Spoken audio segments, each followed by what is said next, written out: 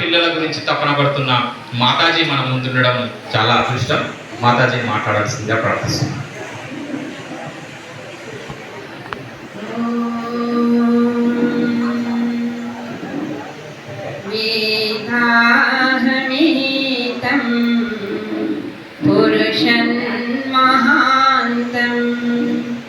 ఆదిత్యవర్ణం తమస పరస్తాత్ తమేవ విదిత్వాతి మృత్యుమేతి నాన్యః పంథా విద్యతే అనాయో.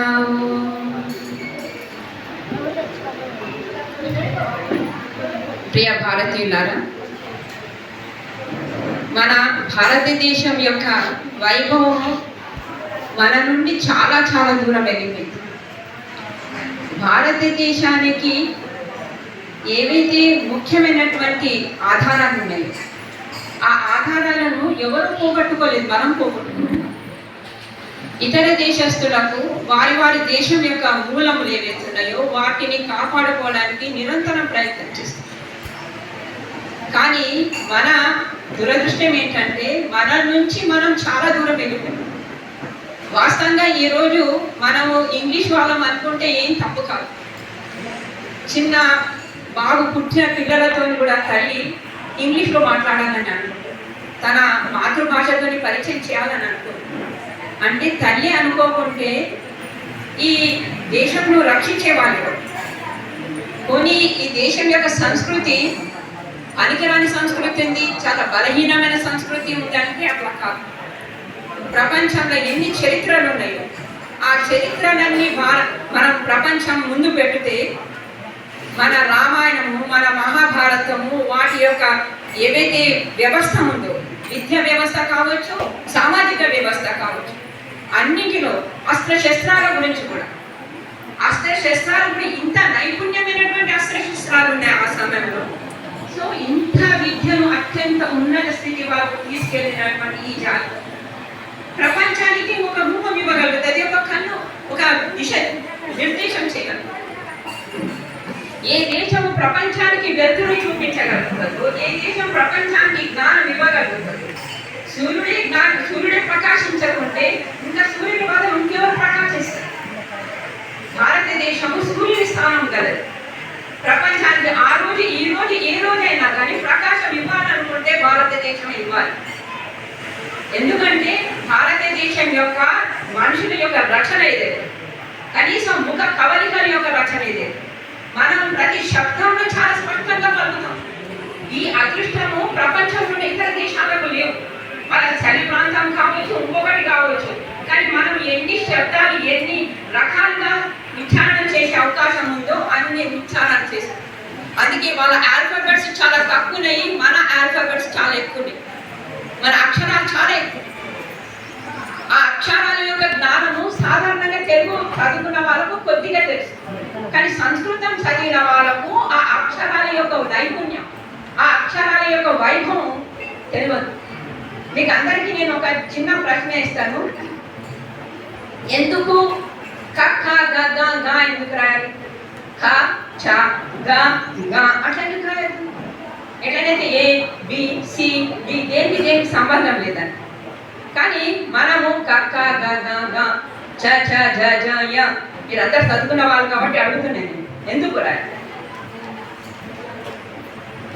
మన వాళ్ళు ఎంత బుద్ధిమంతులు అంటే ఏవైతే కవర్గం ఉందో అవన్నీ కంఠ్యంకు సంబంధించింది. ఒక్కసారి ఉచ్చారణ చేసుకుంటాం. ఖ ఘ ఘ ఘ గ అన్నీ కంఠం పడుతుంది. కంఠమైనాక ఏదైతే కక్క గక్క అయినాక చ చ జ తాళవ్యం సంబంధించింది కాబట్టి చ చ ఝ ఝ ఞ అన్ని తాళం అయినాక ఠ ఠ ఢ ఢ న అది మూర్ధన్యానికి సంబంధించింది. దంత్యాలు త థ ధ ధ న దంత్యాలు. ఓష్టమ ప ప భ భ మ. కంఠ్యము నుండి ఓష్టం వరకు కంఠ్యాలను ప్రథమ స్థానం ఇచ్చి ఏ విధంగా నీ ముఖ కవలికలు ఉన్నాయో ఆ విధంగా అమర్చిపెట్టిన వైజ్ఞానికమైన సంపద మనకు కలిగి ఉన్నది. ఇంత గొప్ప ప్రతి విషయంలో మీరు వెతుకుతే అందులో నీకు నాలెడ్జ్ దొరుకుతుంది, రీజనింగ్ దొరుకుతుంది. ఎందుకు ఏది ప్రతి ఒక్క విషయంలో మనము అంటాం, ఎందుకు కానీ సంస్కృతంలో కృతం కూడా అంటాం, అంటాం.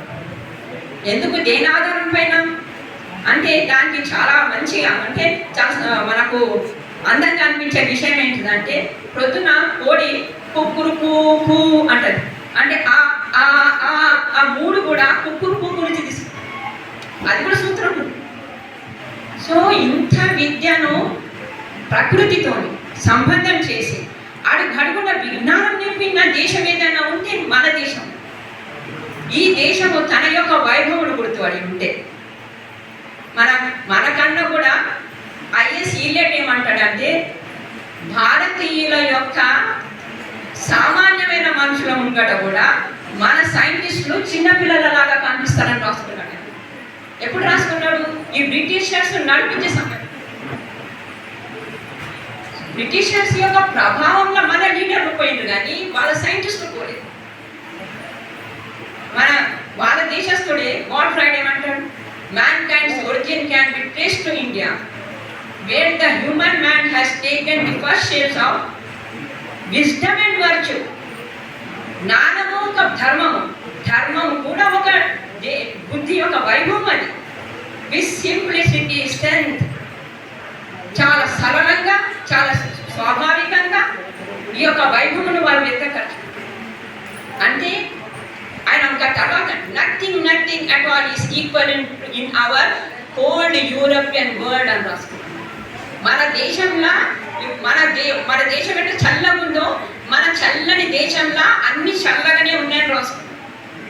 వారు మట్టుకు సరిగ్గా అర్థం చేసుకోగలిగారు కానీ మనము ఆ ఇంగ్లీష్ను వదులొద్దు అని గట్టిగా పట్టేస్తాం. ఎంత గట్టిగా పట్టేసుకున్నామంటే పుట్టిన పిల్లల వారు కూడా ఇంగ్లీష్లో పిల్లలు మాట్లాడితే అప్పుడు దాన్ని సంతోషిస్తాం. నా కూతురు ఇంగ్లీష్లో మాట్లాడుతుందండి.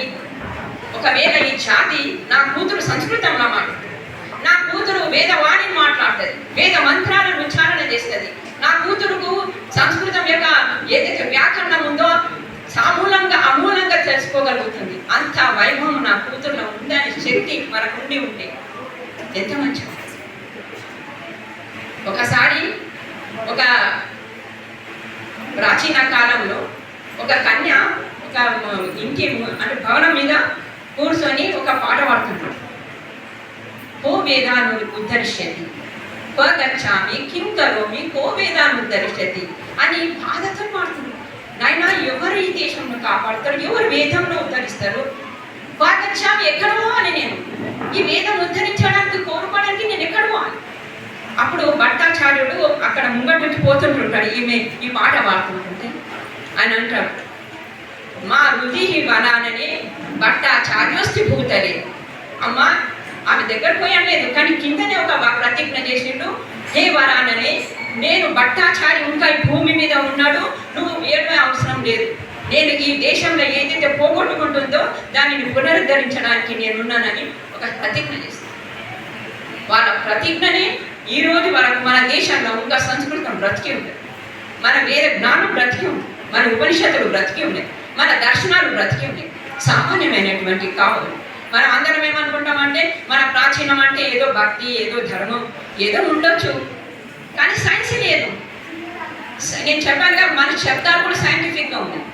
మన వాళ్ళు ఇంత సైంటిఫిక్గా ప్రతి శబ్దం ప్రతి గ్రంథము ఇంత సైన్స్ ఉందంటే ఆ సైన్స్ ముంగట ఏ సైన్స్ పనికిరాదు, అంత సైన్స్. నేను ఎప్పుడు చెప్తుంటాను మన సైన్స్ ఎంత ఉధృతంగా ఉండిందంటే ఇక్కడున్న భారతీయుడు ఆకాశానికి నిచ్చెన వేసుకున్నాడు. ఆకాశానికి ఏ విధంగా నిచ్చెన వేసుకున్నాడు? ఎందుకంటే సూర్య సిద్ధాంతం ఏదైతే ఉందో అది సూర్య సిద్ధాంతం ఆకాశానికి సంబంధించి. ఇక్కడున్న ఒక విద్వాంసుడు, ఒక పండితుడు ఈ రోజు కూడా ఎక్కడ గ్రహణం పడుతుంది, ఎన్ని గంటల గ్రహణం పడుతుంది, ఎక్కడి నుంచి ఎంతవరకు పడుతుంది, ఏ ప్రాంతంలో ఎప్పుడెప్పుడు పడుతుంది, ఏ క్షణం వరకు పడుతుంది, ఇంత క్యాలిక్యులేషన్ చేస్తాడు వితౌట్ ఎనీ ఆపరేటర్స్. ఇంకా మనకు అర్థం కాదు మన మీద మనం ఒక్కటి మట్టుకు నేర్చుకున్నాం. నేను ఇప్పుడు బయటికి పోవాలా, వర్షం ఉందా, నక్షత్రం మంచి ఉందా, స్థితి మంచి ఉందా, అక్కడ ఉపయోగించుకుంటాం. ఎక్కడైనా ఏదైతే జ్ఞానానికి ఉపయోగించుకోవాలో దానికి అనుమానానికి ఉపయోగించుకో. ఈ అనుమానాలు ఎంత భయంకరమైపోయిన ఈ దేశానికంటే ఈ దేశం యొక్క ప్రగతిని ఆపేసేస్తుంది. మనము ఒక అబ్బాయిని కూడా చూడాలంటే ఏమనుకుంటామంటే వాళ్ళ పాదాలు ఘనాలు అన్ని కలిసి ఉంటే వివాహం చేయాలి. రాముడు ఏ పాదము ఏ ఘనము చూసి సీత యొక్క వరించండు. ఎప్పుడైతే ధనుసు విరిచిండో ఈ రాశి ఉన్నవాళ్ళు ఈ పాదం ఉన్న వాళ్ళు వచ్చి విలు విద్యను ఇరసాలని చెప్పిండ జనకుడు. ఒక కేవలం వీరత్వం మనకు పరిచయం ఇచ్చాడు. ఈ ప్రాచీనం ఎక్కడైనా చూడండి, ఎక్కడైనా పాదం ఘనం ఉంటుంది. ఈ దేశానికి ఎంత భయంకరమైన రోగం ఏంటంటే ఈ పాదము ఘనం ఎంత సమాప్తం చేస్తుంది. సో అజ్ఞానం ఎంత వరకు అన్యాయం చేస్తారు. ఎన్ని పాదాలు ఘనాలు నాకు ఛాలెంజ్ చేయండి, మేమందరం మంచుకున్నామని.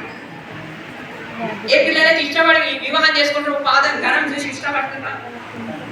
సో ఇటువంటి మూర్ఖత్వం ఎప్పుడు వస్తుందంటే జ్ఞానం లేదు. జ్ఞానం ఉంటే మనము చాలా ఉన్నతి పొందగలుగుతాము, దేశానికి సరైన స్థితి ఇవ్వగలుగుతాం. ప్రాచీన కాలంలో విద్య ఎట్లా ఉండేదంటే చతుర్భి ప్రకారే విద్యోపజాయతే, 4 ప్రకారాల విద్యను ఇచ్చేవారు. మొదటిది ఏంటిదంటే ప్రవచన కాలం, ఆగమ కాలం. ఆగమ కాలం అంటే ఎప్పుడైతే ఆచార్యుడు మనకు చెప్తాడు. ఇప్పుడు ఇక్కడ పిల్లలు ఏదో ఒక ఇన్స్ట్రుమెంట్ తోని ఒక సబ్జెక్ట్ తీసుకుంటారు, అంటే ఆగమ కాలీన. స్వాధ్యాయ కాలం అంటే ఏది వింటామో ఆచార్యులతోని కానీ ఏ ఇన్స్ట్రుమెంట్ తోనైనా ఏదైతే వింటామో దాని మీద స్వాధ్యాయం చేయడం, దాన్ని మళ్ళీ చదవడం. స్వాధ్యాయం ఎంత చేయాలంటే ప్రవచన కాలీన మళ్ళీ అతడు ఏదైతే చదివిండో అది చెప్పగలగాలి. దాన్ని మాకు గురుకులంలో ఏం చేసేవాళ్ళంటే పిల్లలకు ఇంకొక క్లాస్ వచ్చే కన్నా ముందు చెప్పిన క్లాస్ ఏదైతే ఉంటుందో ఆ పాఠంలో స్టూడెంట్స్ అందరూ కూర్చొని చర్చించేది. ఆ ముందటి ఏదైతే పాఠం ఉందో ప్రతి పిల్ల చెప్పగలగాలి ఆ పాఠంను పూర్తి. అంటే ఆ పాఠం వచ్చేసింది అనేది అప్పుడు అర్థం. అప్పుడు వ్యవహార కాలం. ఆ విద్య ఏదైతే ఉందో మనము ప్రవచన కాలము స్వాధ్యాయ కాలము ఇవన్నిటి నుంచి అది వ్యవహారం రావాలి. విద్య ఎప్పుడైతే వ్యవహారానికి వస్తుందో అప్పుడైతే అది ప్రగతి పొందుతుంది. ఏ విద్య వ్యవహారానికి రాదో ఆ విద్యతో ఏం ఉపయోగపడదు. కాబట్టి మనం ప్రాచీన కాలంలో ఏదేది విద్యలను మన వారు చాలా గొప్పగా సిద్ధించుకున్నారు. మన విద్యను చూసి ఒక సైంటిస్ట్ అంటున్నాడు, ఏ విధంగానైతే మధ్యాహ్నం సూర్యుని ముందు ఒక దీపం వెలిగిస్తే ఎట్లున్నదో మనము వెస్టర్నర్స్ భారతదేశం యొక్క విజ్ఞానం యొక్క సూర్యుని ముంగట మనం ఒక దీపం రాకున్నామని రాసుకున్నాడు. మనకి ఇవన్నీ పాఠ పుస్తకాలను చదివించుకుంటే పిల్లలందరికీ లెసన్స్ ఉండి ఉంటే లెసన్స్లలో ఇటువంటి విషయాలు ఉంటే ప్రతి భారతీయుడి స్వాభిమానం వచ్చింది. కానీ మనకి ఏ విధమైన కల్చర్ ఇచ్చినామంటే అన్నింటిలో మనకి ఏం పనికిరామేమో, అన్ని ఏమున్నా కానీ బయట వాళ్ళు ఫారినర్స్ చాలా గొప్పగా ఉన్నారు, అన్నింటిలో వాళ్ళే ప్రగతి పొందిందని సైకాలజీ మనకి. కానీ వాల్టేర్ అంటాడు, ఒకవేళ సామోస్ అటువంటి చాలా కఠినమైన మార్గం నుంచి పైథాగరస్ పోయి భారతదేశంలో మ్యాథ్స్ నేర్చుకొని వచ్చిండు చూడు, అది ఒకవేళ ఆ బ్రాహ్మణుడు ఏదైతే విద్య నేర్పించేవాడే మన దేశం వచ్చి ఉంటే ఇంత కఠినమైన ధ్రువం నుండి మనకు పైథాగరస్ పోయే అవసరం లేదని. పైథాగరస్ గురించి భారతదేశస్తున్నాం, కానీ మనం ఏం చేస్తున్నాం, పైథాగరస్ తీరం అంటున్నాం. అంటే ఎంత బలహీనమైన జాతిని మనం తయారు చేస్తున్నాం. కాబట్టి విద్య ఎప్పుడు కూడా సరైన విద్య ఉండాలి, సరైన జ్ఞానం ఉండాలి. దేంతోనైతే మన జీవనము చాలా సరైన మార్గంలో నడిచేది ఉండాలి.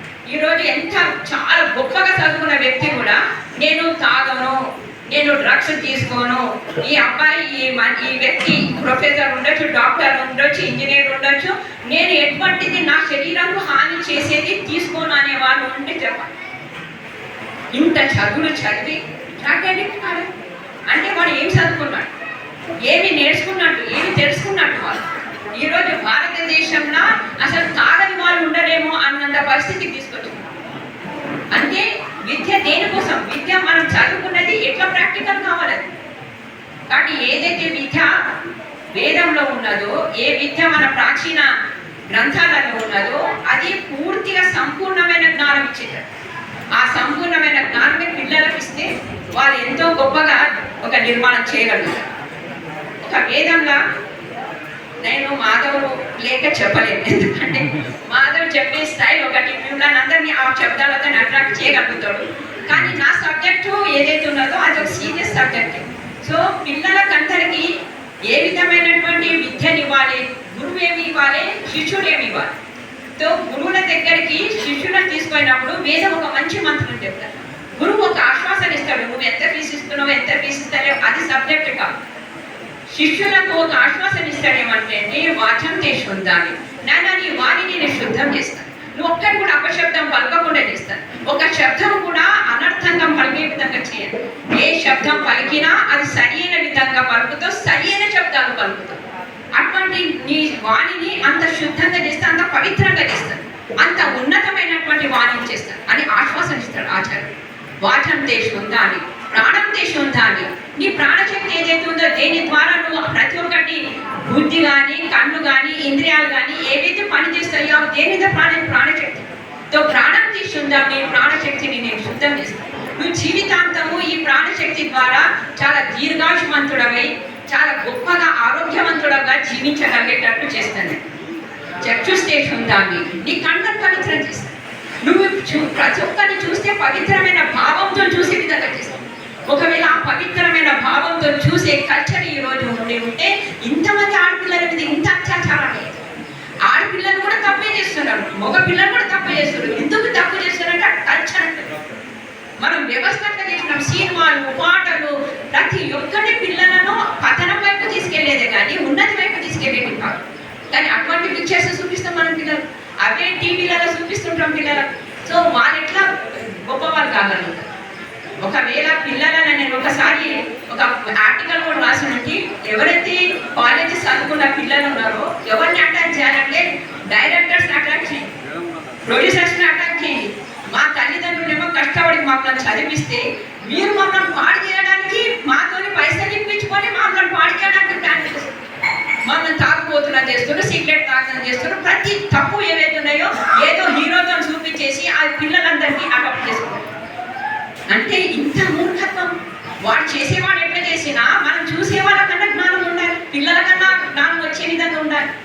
సో ఏదైతే జీవితంలో సరైన విషయంలో తెలుసుకునే విషయం అందరికీ అర్థం కాగలిగితే చరిత్ర నిర్మాణం కాగలదు.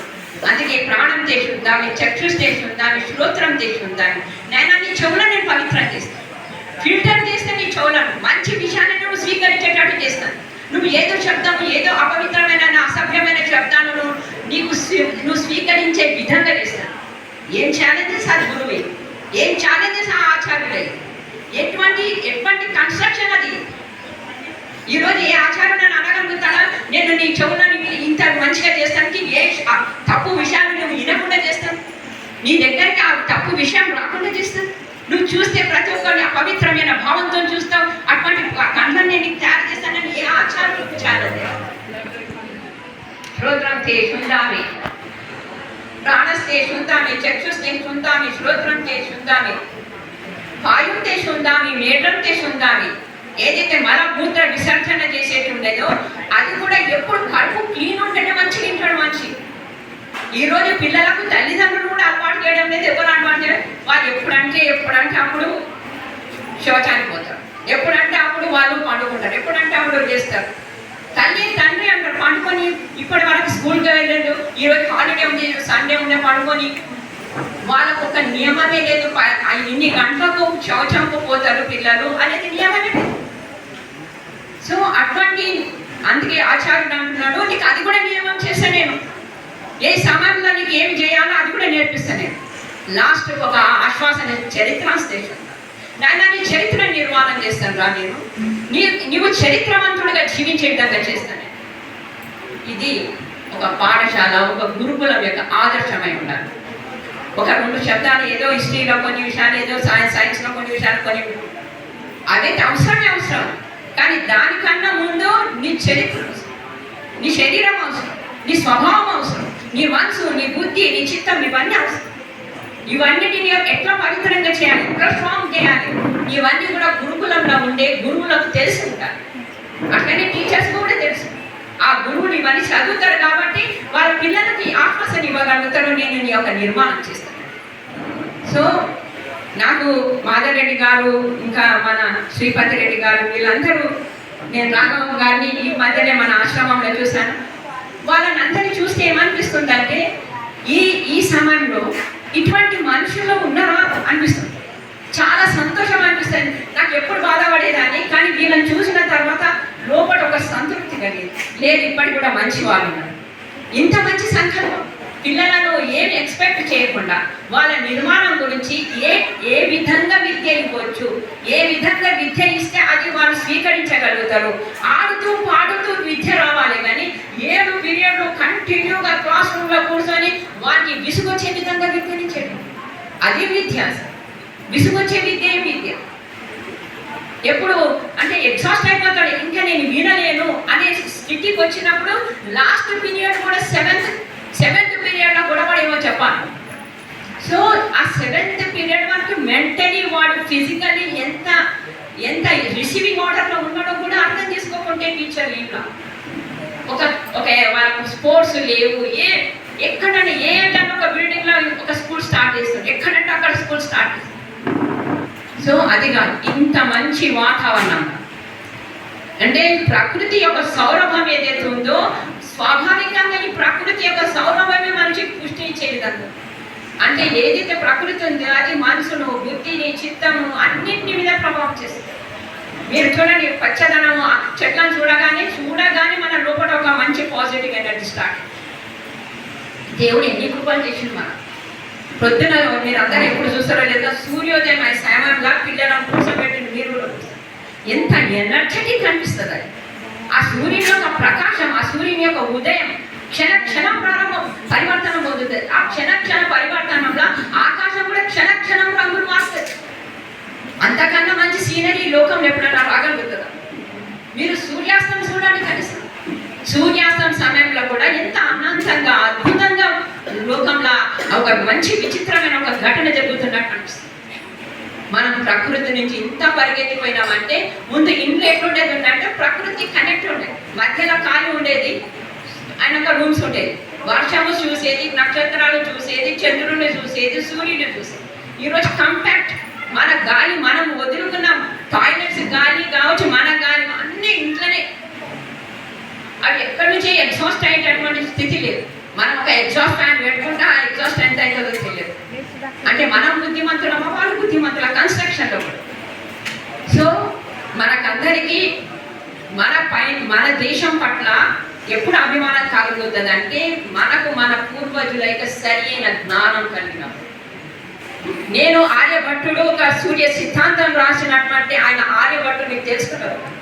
భాస్కరాచార్యుడు ఎవరైతే గణితం గురించి చెప్పిండో అటువంటి భాస్కరాచార్యుని తెలుసుకున్నాడు. భాస్కరాచార్యుని కూతురు మనకు చెప్తాం, న్యూటన్ యాపిల్ కింద పడంగానే అది ఎట్లా పడ్డది, గ్రావిటేషనల్ పవర్. అప్పుడు అంటే న్యూటన్ అంతకుముందు ఏదైనా వస్తువు పక్కకు పడేటప్పుడు చూశారా? ఆ రోజే చెట్టు మీదకించి యాపిల్ కింద పడకుండా ఇంకెక్కడ పడుతుంది అనుకున్నాను.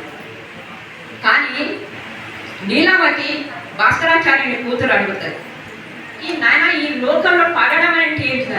ఎంత కష్టం కరెక్ట్ వస్తుంది. ఈ లోకంలో ఏదైనా పడడం అంటే ఏంటిది అని భాస్కర ఆకృష్యతే పద్ధతివ భాతి సమయ సమంత బాపతి కే అంటే ఆకర్షణ. ఆకృష్యతే పద్ధతివ భాతి, ఏదైతే ఆకర్షింపబడుతుందో అది పడ్డట్టు అనిపిస్తుంది. సమయ సమంత ఆకాశంలో అన్ని అమర్చినట్టు ఉన్న దాంట్లో పడడం అనేది ఏంటిది? ఇంత మంచి ఆన్సర్.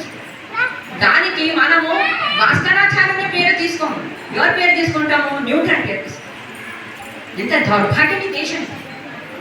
ప్రతి విషయంలో స్టార్ వర్డ్స్ ఏంటి దేశం. అంతకన్నా ఇంకా ఎవరు ఏమి చేయలేరు అటువంటి స్థితిలో ఉన్న విజ్ఞానం మన దేశం. ఈ రోజు కూడా విశ్వగురు అయ్యే అవకాశం ఎవరికైనా ఉంటే అది భారతీయులు. సో మనమందరము ఒకవేళ సరైన దిశలో సరైన మార్గంలో నడిస్తే మీ పిల్లలు డాక్టర్లు కావాలని అనుకోండి. నేను ప్రెసెంట్ ఎడ్యుకేషన్ వద్దని ఎప్పుడు అనుకోలేదు. నేను గురుకులమే కావాలనుకుంటే 30 సంవత్సరాల కింద చేసేదాన్ని. కానీ నాకు ప్రతిసారి ఏంటంటే పిల్లలు ఒకసారి ఇది చదివిన తర్వాత వాడు ఏం చేయలేని పరిస్థితుల్లో ఉండదు. కాబట్టి present and ancient education combination ఏదైతే ఉన్నదో వానికి ఒక కాన్ఫిడెన్స్ ఇస్తుంది. వాడు చెప్పగలుగుతాడు. ఎట్లనైతే నేను 2 ఎడ్యుకేషన్స్ ఉన్నందుకు నాకు ఏదైతే కాన్ఫిడెన్స్ ఉన్నదో ఆ కాన్ఫిడెన్స్ ప్రతి పిల్లలలో రాదు. సో అది నేను అనుకునేటటువంటి విషయం. ఇక్కడ ఉన్నటువంటి వీళ్ళందరూ కూడా దేవుడు ఎప్పుడు ఎక్కడ ఏం చేస్తాడో తెలియదు. కాబట్టి ఇటువంటి సెటప్ ఏదైతే ఇక్కడ చేయబడిందో మనకి ఇక్కడ కూర్చున్న రమణారావు గురించి ఆఖరి రాఘవరావు గురించి వరకు ఈ సెటప్ ఏదైతే ఉన్నదో అది ఒట్టిగా రాలేదు. మీకు ఒట్టిగా వచ్చి నన్ను అనిపిస్తవచ్చు. నాకు మటుకు ఈశ్వరుడు ఒక వ్యవస్థ చేసి కనిపిస్తుంది. ఇంత మంచి ఆలోచన ఉన్న ఇంత మంచి నిర్మాణం ఉన్నటువంటి వ్యక్తులను ఈ రోజు పరిస్థితికి ఎటువంటి విద్యను ఇవ్వాలని అనుకునేవాళ్ళు మన ముందు ఉంచారంటే మనకు ఒక గొప్ప వరదానం ఇచ్చినట్టే. ఆ వరదానాన్ని మీరు ఉపయోగించుకొని ప్రాచీనము ఇంకా ఆధునికం 2 కలిపినటువంటి విద్యని ఇవ్వండి. మనల్ని మర్చిపోతే ఇతర దేశస్తులు అదే కోరుకుంటున్నారు. మనది మర్చిపోతే వాడు అన్ని నేను కనిపెట్టినట్టు మన శాస్త్రాలు అయితే కనిపెట్టినా. ఎందుకంటే ఇప్పుడు కాదు 16, 17 సెంచరీ నుంచి మన సంస్కృతం చదువుకున్న వాళ్ళు ఉన్నారు అక్కడ. మోనియర్ విలియమ్స్ ఏదైతే ఉన్నదో ఆయన సంస్కృతంలో డిక్షనరీ రాసి ఎందుకు రాసినారనే ఆయన ప్రీఫేస్ ఏం రాసిందంటే టు డెవలప్ క్రిస్టియానిటీ అంటారు, టు ప్రాపగేట్ క్రిస్టియానిటీ అంటారు. ఆయన ఓపెన్నెస్లో చాలా మెచ్చుకోవాల్సింది. సంస్కృతం డిక్షనరీ ఎందుకు రాస్తున్నానంటే క్రిస్టియానిటీని వ్యాపకం చేయడానికి. అంటే ఎంత విచిత్రమైన మెంటాలిటీ వాళ్ళకి ఆలోచించారు. అంటే ఎన్ని సంస్కృతం యొక్క శబ్దాలకు ఎన్ని తప్పు అర్థాలు కూడా రాసుకుంటారు. కాబట్టి సంస్కృత వ్యాకరణమే తెలిసి ఉంటే వాడు ప్రతి శబ్దం యొక్క అర్థంలో వాడు క్రియేట్ చేయగలరు. బలహీనమైన భాష మీద ఆధారపడి ఉన్నాం.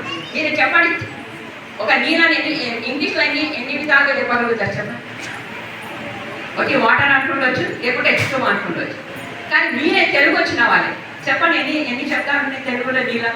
నీరు, జలము, సలిలం, ఇన్ని శబ్దాలే తీసింది. కానీ నిఘంటుల 101 శబ్దాలు నొట్టి నీళ్ళ గురించి. ఏంటి దేశం ఇది? ఈ దేశం గురించి అర్థం చేసుకోవడం కూడా దేవుని అర్థం చేసుకున్నట్టే.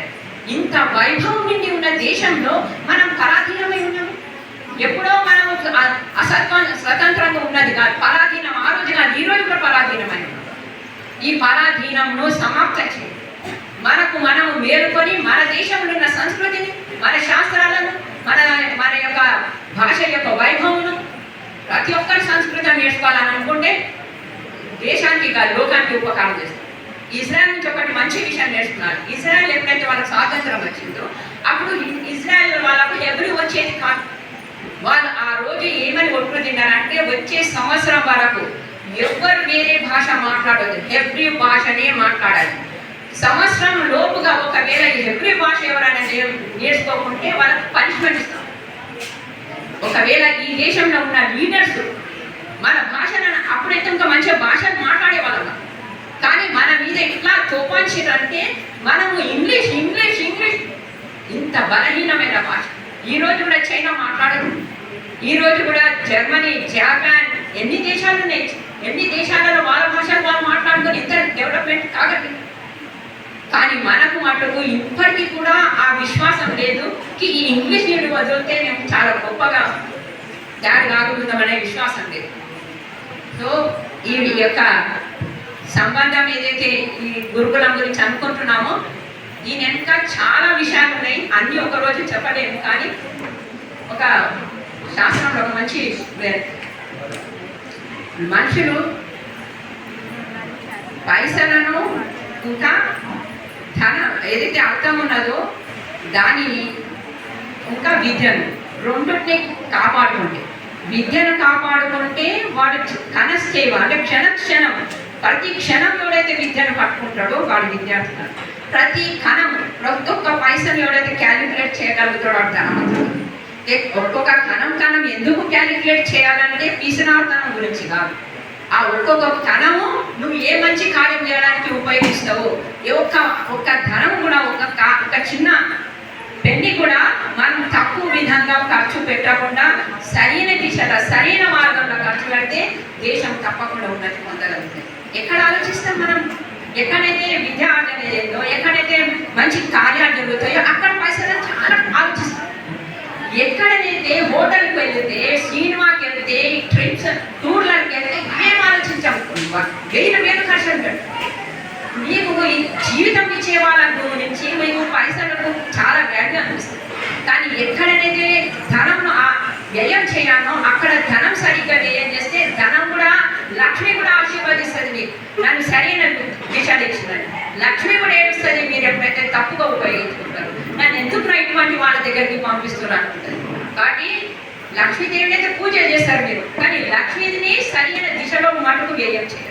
కానీ కరెక్ట్ దిశలో సరైన విధంగా మనం శారీరకంగా, మానసికంగా, భౌతికంగా, ఆత్మికంగా ఉన్నది చేసే విద్యనే విద్య. ఏది శరీరం కనుకోదు, ఏది బుద్ధిని కనుకోదు, ఏది మనసును కనుకోదు, ఏది ఆత్మను క్యాలిక్యులేట్ చేయదో ఆ విద్యనే కాదు. కాబట్టి ఈ 4 దిశల ఉన్నతి చేసే విద్య గురించే మేము ఆలోచించేది. కాబట్టి అటువంటి సంతానం మేము కోరుకుంటాము. మా పిల్లలు అన్ని విధాలుగా ఆల్రౌండ్గా శరీరంతో మన ఆత్మ వరకు వాళ్ళు ఉన్నతి పొందేటటువంటి వాళ్ళు కాగలిగితే చాలా సంతోషం. అదే నా యొక్క సంకల్పం. ఇక్కడ వీళ్ళందరూ కూడా దీని గురించి ఎంతో నాకు సహకరించడము, నేను చెప్పిన విషయంలో సహకరించడంతో నాకు చాలా సంతోషం ఉంది. ఎందుకంటే వాళ్ళు ఈ అక్షరావరం యొక్క కార్యక్రమంలో చాలా మంచిగా ప్రగతి చేశారు. కాబట్టి దీనిని కూడా పట్టుకొని వీళ్ళందరూ దేశభక్తులు కూడా ఉన్నారు, దైవ భక్తులు కూడా ఉన్నారు. కాబట్టి రెండింటికి సంబంధించిన ఆత్మలు సామాన్యమైన ఆత్మలు కాదు. వేరే వాళ్ళకి ఎట్లా కనిపిస్తారు, కానీ నాకు మటుకు ఇది చాలా పవిత్రమైన ఆత్మ, శ్రేష్టమైన ఆత్మలు కనిపిస్తారు. ఎందుకంటే ఇటువంటి ఆలోచన ఎవరికి వస్తుంది, ఎందుకు వస్తుంది? శ్రీమతి రెడ్డి గారికి ఎందుకు రావాలి? ఈ మామూలుగా అందరు ఎడ్యుకేషన్ చదివే వాళ్ళకి కరెక్ట్ అట్లనే చదవని అనుకోవచ్చు. కానీ దేవుడు ఎక్కడైతే ఒక బీజం వేస్తాడో అది సరైన దగ్గర బీజం వేస్తాడు. ఒట్టిగానే బీజం వేయలేదు. ఆ బీజం ఇక్కడ వేసిందంటే ఈయనకు యోగ్యత ఉన్నందుకే ఆ బీజం వేశాడు. కాబట్టి దానిని ఫలించి పుష్పించి అది చాలా గొప్పగా పల్లవిస్తే అది మనకందరికీ కూడా చాలా పుణ్యము, పురుషార్థము, అదృష్టమని అనుకోవచ్చు. ఓం శాంతి.